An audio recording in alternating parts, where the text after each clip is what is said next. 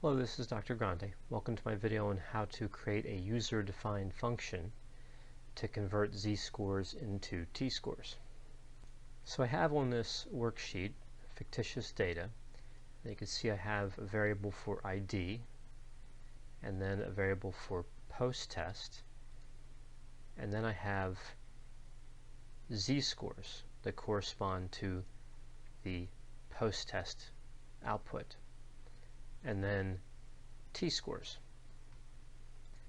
So both z and t-scores are standardized scores. A z-score has a mean of 0 and a standard deviation of 1, and a t-score has a mean of 50 and a standard deviation of 10. I have a separate video on how to make these calculations that I've done here, but just real quick, I use the standardize function to generate the z-score, and then I calculated the t-score by multiplying the z-score by 10 and then adding 50. And this is certainly an acceptable way to generate a t-score from a z-score, but I'll show you how to develop a user-defined function that will generate the t-score just by using a function and one argument, which is the z-score, rather than having to make the calculations in the cell as I've done with the one argument here.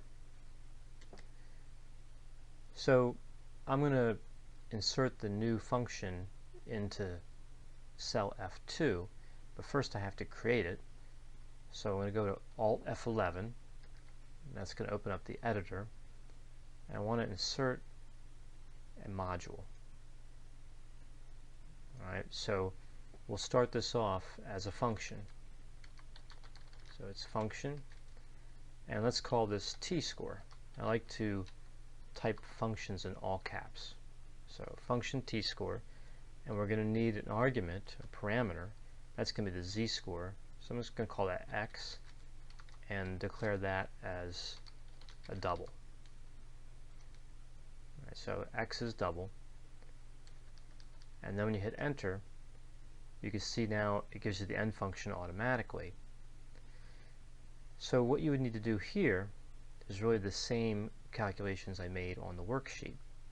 You want to make t-score equal to x, which is the z-score, times 10, and then add 50. And notice that I typed in t-score all lowercase here. It won't matter. When I hit enter, it'll adjust it to what I have up here for the function. So you want to insert a module, you want to start with function, and you want to name the function. Then you want to specify the parameter, right? Specify the argument, and then you want to set t-score, or whatever the name of your function is, equal to a certain value, a certain calculation. In this case, x times 10 plus 50 is the calculation. So now we'll go back to the worksheet and we'll try to apply this function just as we would any other function. Right, so we hit equal sign, and I'm going to type t and s, and you can see it comes up, t-score, as if it were a function that was built in to Excel by default. But of course it wasn't. I just wrote it using the Visual Basic for Applications editor, VBA editor. So I'm going to hit tab, and it comes up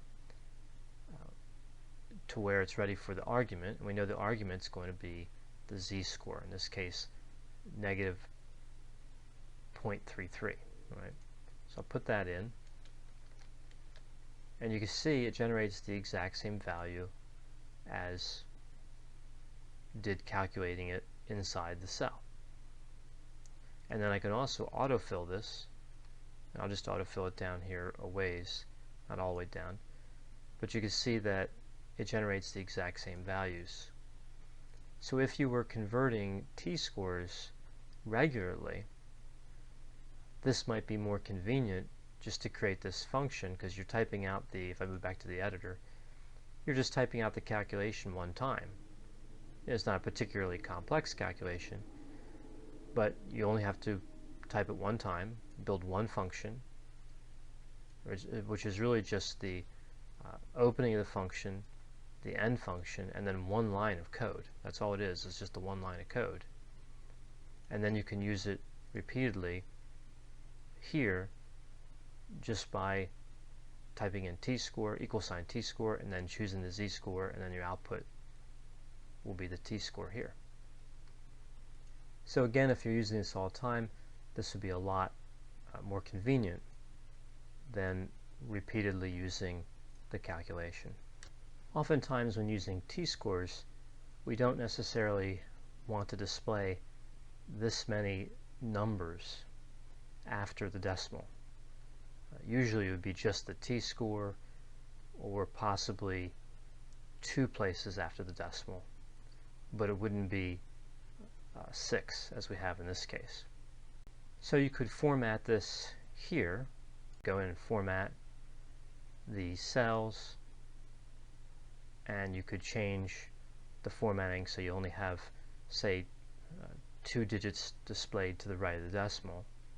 Or you could build on the user-defined function to do it for you.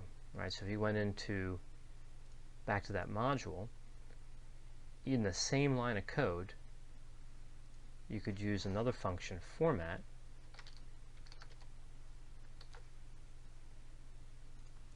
so the format and a parenthesis and then a comma. Now you want the type of format, so I'll use the example that I mentioned before. So this would be 0.00. So this is 2 places to the right of the decimal.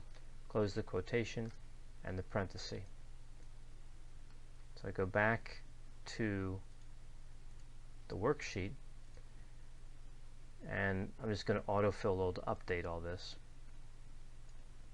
And you can see now it gives you the t-score with only 2 digits to the right of the decimal displayed.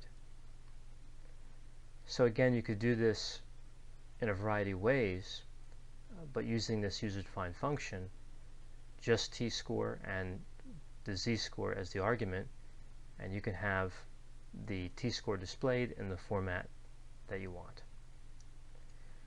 I hope you found this video on creating a user-defined function to convert a z-score into a t-score to be helpful. As always, if you have any questions or concerns, feel free to contact me, and I'll be happy to assist you.